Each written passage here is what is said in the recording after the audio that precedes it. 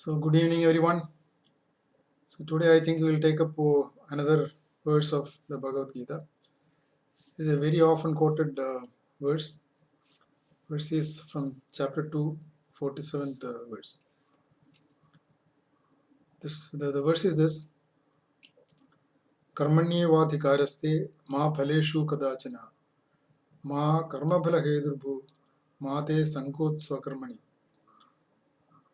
This is normally translated like this also. You do your action, but don't look for the fruits of action. Same time, you should not be cause of the fruits of action, and you should not go into no action also. Long back, I was attending to talk by Swami Dayananda Saraswati, and he said, if somebody doesn't want a fruit, why should he work? So that I found is a very relevant question. So I myself said, yes, nobody will work without desiring a fruit of action. And then I started trying to understand this sloka with that as the fact. And the actual meaning of the sloka, if you carefully study, it says, Karmani eva adhikarah te, karmanyeva adhikaraste, which means you have control on your actions. You have full control on your actions. Krishna says this. So you should know you have the control on your actions. Then he says, Ma phaleshu kadachana, not on the fruits of action. It doesn't say you should not desire action, but it says you have no control on the fruits of action. Which I would add this word, you have no direct control on the fruits of action. If you want something, you can directly not get it.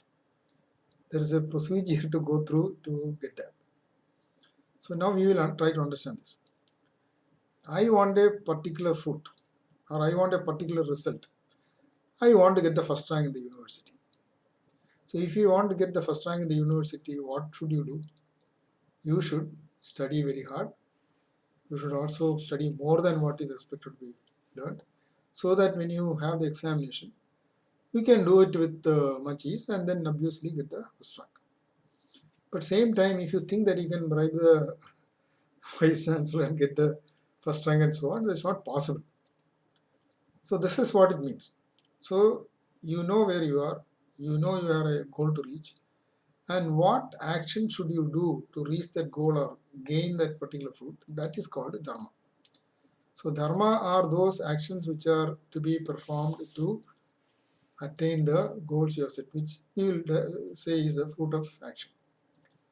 So knowledge is required to know this actions which are required to get a particular fruit. And of course, you have to have the skill to carry out those actions also. That of course, you have, by training, you are supposed to get it. Now, so now let us understand this a little more carefully. You have every day 24 hours. So let us say 8 hours a day, you are actually working for your goal. You have decided this is what I want, so you study 8 hours very hard, all that. But then, suppose you get into some wrong action and you are checked out of the college, this dream will only remain a dream. So it warns you and says, of the 24 hours, every second of your life, you have to act carefully, keeping in mind the real goal. Because in India, this also is there. The ultimate goal in anyone's life is to gain mukti, moksha, self-realization, and so on. So that is the ultimate goal. That you cannot ever, because that there is nothing beyond that. So that is taken as the ultimate goal, and every action you do has to be in tune with that goal also. People don't understand this, so they think this all nonsense. It's like the old day the Jackal said, the grapes are sour. So we say it's all bad. So that's the first line of the slogan. That says, do actions by which you can reach the goal. And of course, then why does Krishna say that you have further no control on the result? Of course, the problem is we many times don't understand the fruit also correctly. For instance, if I throw a stone, two things happen as the fruit of action. That is, I lose some energy and the stone will take a particular path and go and fall somewhere. But then suppose you had an intention to hit a mango with a particular stone, it need not happen. That is not a direct fruit of action. So you may get disappointed. One of the best examples from our Purana is Kaikeyi asked Bharata to be made king so that she can enjoy the privileges of the mother queen mother. Didn't happen because it was not the direct fruit of her action. Her direct fruit of action, of course, partly got fulfilled because Bharata became the king. But the attached fruit of action which she had in mind did not work out. So we need to have a more clear understanding of this fruit which you are expecting. For instance, people say, I studied, I got first rank, but I didn't get a job. Getting a job needs different things to be done also. Your ability, your skill, so many things are involved in getting the job. So many skills are involved. I know myself now at this age, when I look back, why I did not get some job, why I got some job, why I am still in a particular situation. I know very well because so many skills which are involved we ignore. So we need to have to develop those skills also to get a job. Now let us take the next two lines also. It says what? Karmanyevadhikaraste ma phaleshu kadachana ma karma phala hedu bhu. Do not cause karma phalas. Ma karma phala hedu bhu. Do not create karma phalas for yourself. What are those karma phalas? Which I said earlier. That is negative karma phalas.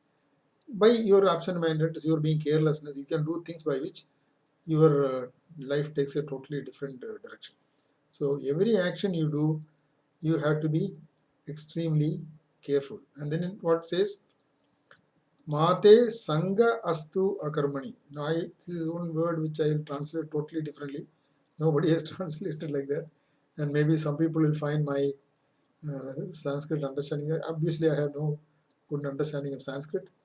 But what I claim for myself is most of these Sanskrit slokas are not directly meant to be understood as it is.